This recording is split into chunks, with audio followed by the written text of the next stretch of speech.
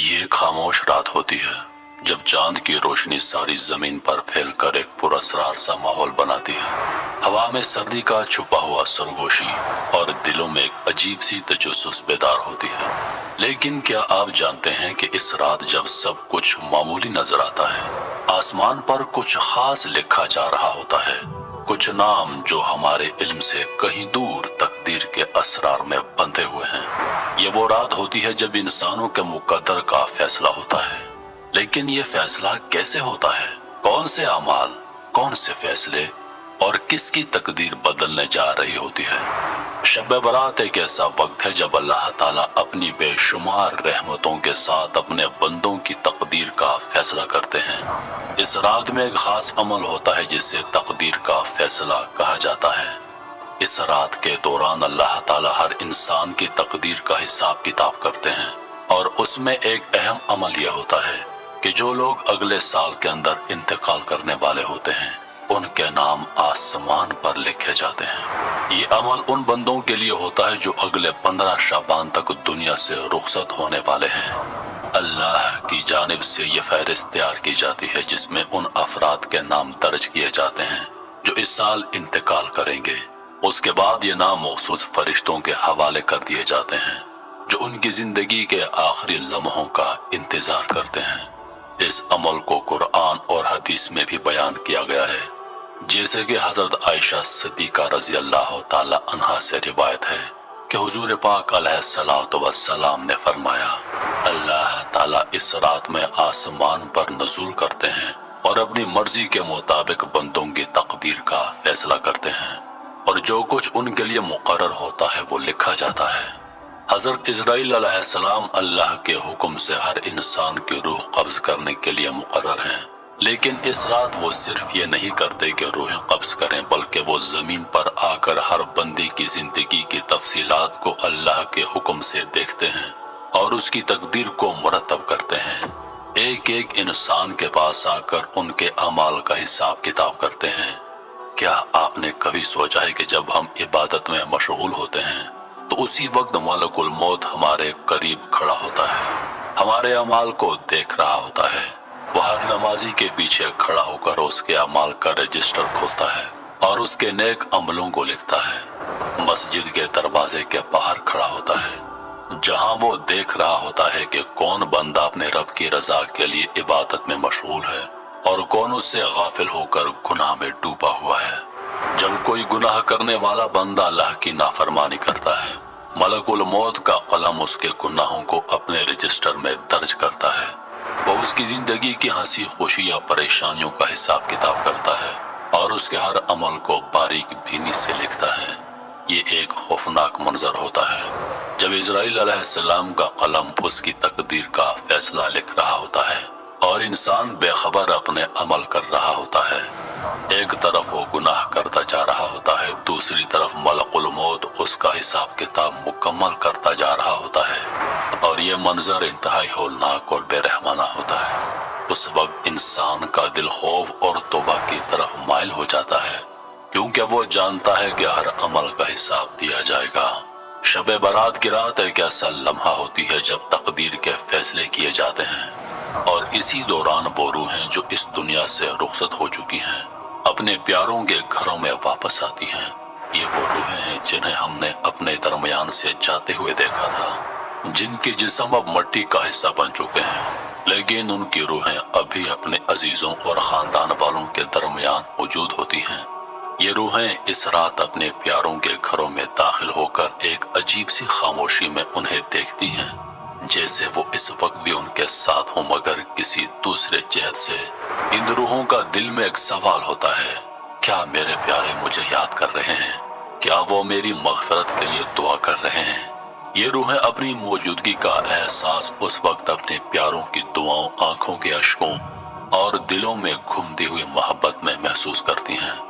जब किसी के घर में एक मध्यम दुआ की आवाज सुनाई देती है या कोई अल्लाह से उनके लिए माफी मांग रहा होता है तो ये रूहें सुकून की एक लहर में डूब जाती हैं। वो देखती हैं कि उनके पीछे कितने दिल उनकी याद में दुआएं कर रहे हैं और कितने लोग उनके लिए अपने दिलों से अल्लाह की बारगाह में दुआ को हैं।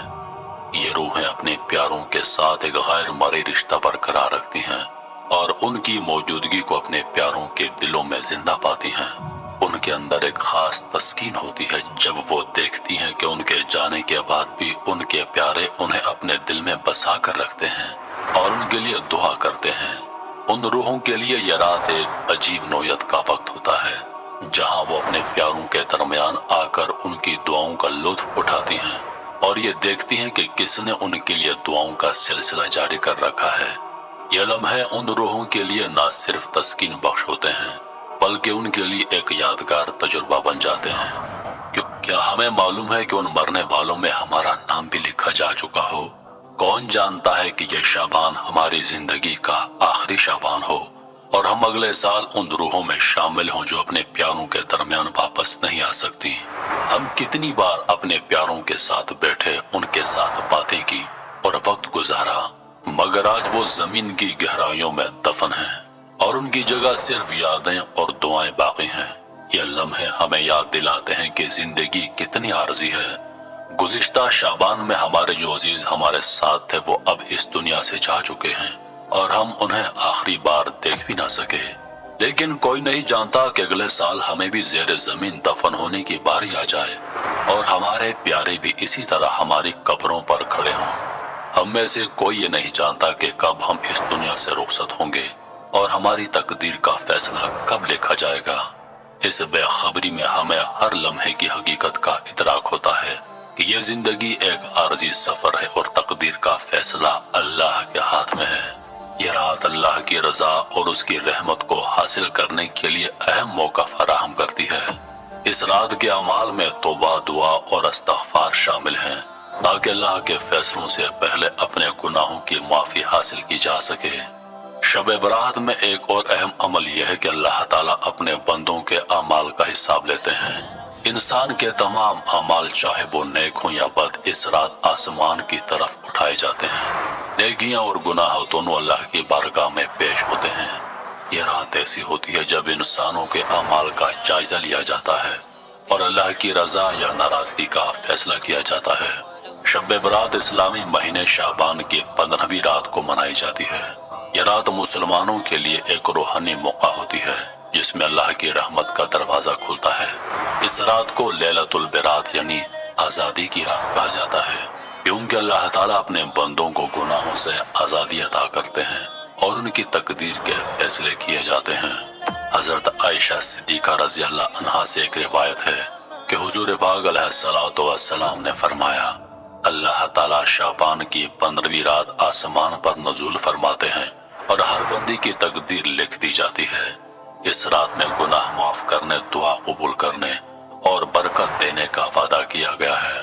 اس رات اللہ تعالیٰ زمینی آسمان پر نزول فرماتے ہیں اور بلند آواز سے فرماتے ہیں، کون ہے مجھ سے مغفرت طلب کرنے والا کہ میں اس کی مغفرت کروں۔ حضور پاک علیہ الصلوۃ والسلام نے شب برات کی رات عبادت میں گزارنے کی اہمیت پر زور دیا۔ حضرت عائشہ صدیقہ رضی اللہ عنہا سے روایت ہے کہ انہوں نے ایک رات حضور پاک علیہ الصلوۃ والسلام کو نماز پڑھتے ہوئے دیکھا اور اس پر حیران ہوئی کہ وہ اتنی طویل عبادت کیوں کر رہے ہیں۔ آپ علیہ الصلوۃ والسلام نے فرمایا، یہ رات جب اللہ تعالیٰ اپنی رحمت سے بندوں کی تقدیر کا فیصلہ کرتے ہیں اور ان کی دعاؤں کو قبول کرتے ہیں۔ اس رات میں ملک الموت جب انسانوں کے اعمال لکھتے ہیں تو جو انسان جس حالت میں ہو اس کے اعمال، اس کا حساب کتاب اسی حالت میں لکھا جاتا ہے۔ ایک اور مشہور واقعہ ہے کہ حضور پاک علیہ الصلوۃ والسلام نے اپنی امت کے لیے خاص طور پر شب برات کی رات کو دعا کی تھی۔ آپ علیہ السلام نے فرمایا، اللہ تعالیٰ اس رات میں اپنی رحمت کے دروازے کھول دیتے ہیں اور جو بھی اس رات میں سچے دل سے توبہ کرتا ہے اللہ تعالیٰ اس کے گناہوں کو معاف کر دیتے ہیں۔ شب برات کی رات تقدیر کا فیصلہ ہوتا ہے، یعنی اس رات میں اللہ تعالیٰ انسانوں کے رزق، عمر اور جو کچھ ان کے لیے مقرر ہوتا ہے اس کا فیصلہ فرماتے ہیں۔ اس رات میں جو لوگ اگلے سال مرنے والے ہیں ان کے نام لکھے جاتے ہیں اور ان کی تقدیر کا حساب کتاب کیا جاتا ہے۔ یہ رات ایک ایسا وقت ہے جب اللہ تعالیٰ اپنی رحمت سے انسانوں کی زندگیوں میں برکت ڈالتے ہیں اور ان کی تقدیر کو سر نو مرتب کرتے ہیں۔ شب برات کی رات کو عبادت کا خصوصی اہتمام کیا جاتا ہے۔ مسلمان اس رات نفل نماز پڑھتے ہیں، قرآن کی تلاوت کرتے ہیں اور اللہ سے دعا کرتے ہیں کہ وہ ان کے گناہوں کو معاف کرے اور ان کی زندگیوں میں برکت دے۔ حضرت عائشہ صدیقہ رضی اللہ عنہا سے روایت ہے کہ حضور پاک علیہ الصلوۃ والسلام اس رات کی عبادت کے دوران کئی گھنٹوں تک اللہ کے سامنے کھڑے رہتے اور دعائیں کرتے۔ اس رات کی عبادت میں سب سے اہم عمل دعا اور استغفار ہے، کیونکہ اس رات اللہ تعالیٰ کی طرف سے گناہ معاف کرنے اور دعاؤں کو قبول کرنے کا وعدہ کیا گیا ہے۔ اس رات میں صدقہ دینا اور دوسروں کی مدد کرنا بھی بہت زیادہ اہمیت رکھتا ہے۔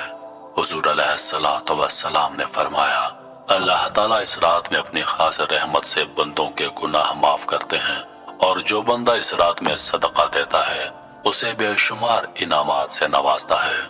صدقہ دینے سے انسان کی رزق میں برکت آتی ہے اور اللہ کی رضا حاصل ہوتی ہے۔ اس رات میں صدقہ دینے سے نہ صرف دنیاوی برکات حاصل ہوتی ہیں بلکہ آخرت میں بھی انسان کو اس کا اجر ملتا ہے۔ شب برات کی رات ایک روحانی تبدیلی کا باعث بنتی ہے۔ اس رات کی عبادت، دعا اور توبہ انسان کی روحانی صفائی کا سبب بنتی ہے اور انسان کے دل میں اللہ کی محبت بڑھتی ہے۔ جو شخص شب برات کی رات عبادت کرتا ہے اس کی زندگی میں سکون، اطمینان اور روحانی ترقی آتی ہے۔ اس رات کے حوالے سے مختلف علامات بیان کی گئی ہیں، جیسے کہ اس رات کی عبادت کرنے والے کے دل میں اللہ کی محبت اور رضا کی ایک خاص لذت پیدا ہوتی ہے۔ اللہ تعالیٰ اس رات میں اپنے بندوں کے دلوں کو پاک کرتے ہیں اور ان کی زندگیوں میں ایک نیا روحانی آغاز ہوتا ہے۔ اس رات میں توبہ کرنا بہت زیادہ فائدہ مند سمجھا جاتا ہے۔ نبی اکرم صلی اللہ علیہ وآلہ وسلم نے فرمایا، جو شخص اس رات میں سچے دل سے توبہ کرتا ہے اللہ اس کے گناہوں کو معاف کر دیتا ہے اور اس کی تقدیر کو بہتر کر دیتا ہے۔ ہمیں چاہیے کہ ہم زیادہ سے زیادہ اس رات میں دعا کریں، اللہ تعالیٰ سے اپنے گناہوں کی معافی مانگیں اور تمام امت مسلمہ کی بہتری کی دعا کریں۔ اللہ تعالیٰ ہم سب کو سمجھنے اور نیک اعمال کرنے کی توفیق عطا فرمائے، آمین یا رب العالمین۔